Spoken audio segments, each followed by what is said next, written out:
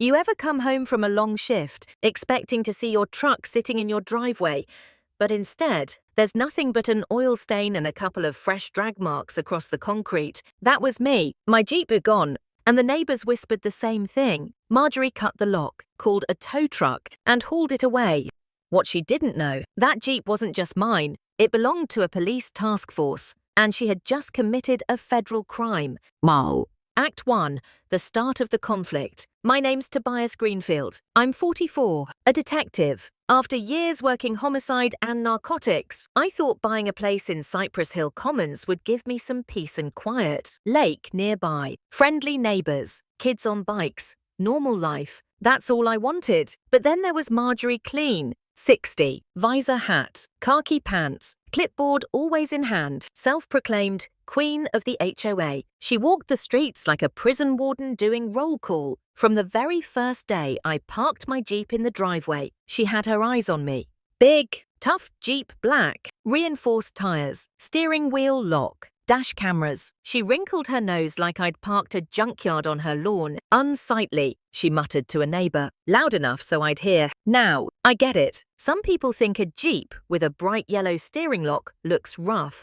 But it's not a toy, it's a work vehicle. What Marjorie didn't know is that Jeep was on loan to me from the South Texas Regional Task Force. Outfitted, tracked, logged. Still, I bit my tongue. New guy in the neighborhood. Didn't want to stir drama. But over the weeks, she kept circling, writing on her clipboard, stopping in front of my driveway. Whispers spread. She doesn't like the detective's Jeep. I tried to wave it off. But then the letters started. Notice of violation, unapproved vehicle, community standards infraction. And then came the fines, one after another, stuffed in my mailbox like junk coupons. At first, I thought maybe this is just noise. Maybe she's trying to scare me. But then I learned from a neighbor she'd done it before. Had a plumber's van towed right off his driveway because she didn't like commercial vehicles. She thrived on flexing power. And I should have known my Jeep was next. Act 2. Escalation and the breaking point. The morning it started, I found a violation notice taped right to my front door in bright red ink. Remove unsightly vehicle or HOA will take action. I showed up to the next HOA meeting with that notice in hand. I stood there, calm, professional. The way I'd cross-examine a hostile witness. You touch that Jeep, you're interfering with police property, I told her. Marjorie smirked. She tapped her pen against her clipboard like she was running the show. Police property, she said. Cute story. Maybe you should take your toy truck back to the station and leave our community in peace. The room chuckled nervously. She'd humiliated me in front of 50 neighbors. I clenched my jaw, walked out, but I could feel the doubt creeping in. And here's the part I hate admitting.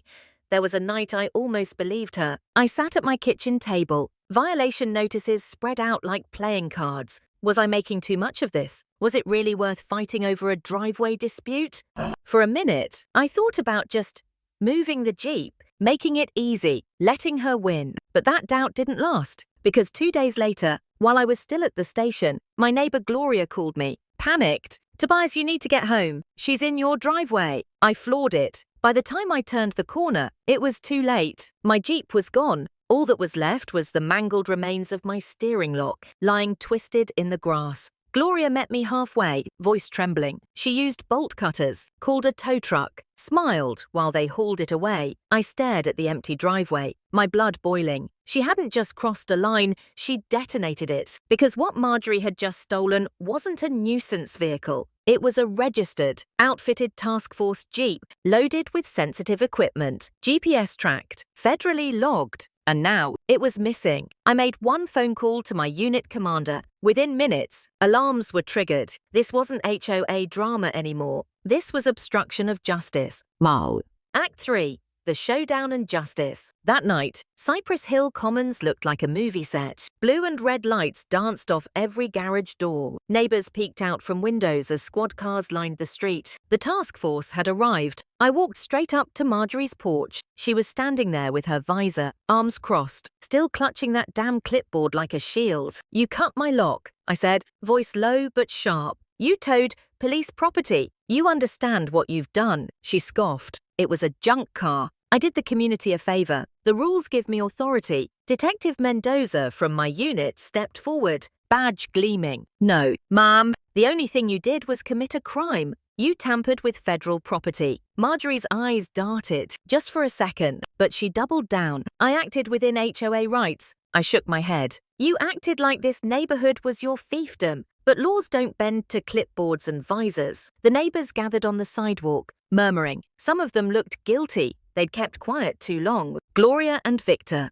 the ones who'd witnessed it all, stepped forward, holding up their phone footage. We saw her cut the lock. We saw the tow truck take it. Mendoza didn't hesitate. He read her rights on the spot. The handcuffs clicked. Cold and final. The gasps around us were almost louder than Marjorie's protests. She shrieked, "This is harassment. I protected this community." But the words fell flat as she was led down her own driveway, past the neighbors she'd bullied for years. And in that moment, the reign of the HOA Queen of Cypress Hill Commons ended. Not with applause, not with celebration, but with silence, and the undeniable sound of her authority shattering. Kisfitis. Final line. Arrogance dressed as authority collapses the moment it collides with real law. Jeffis.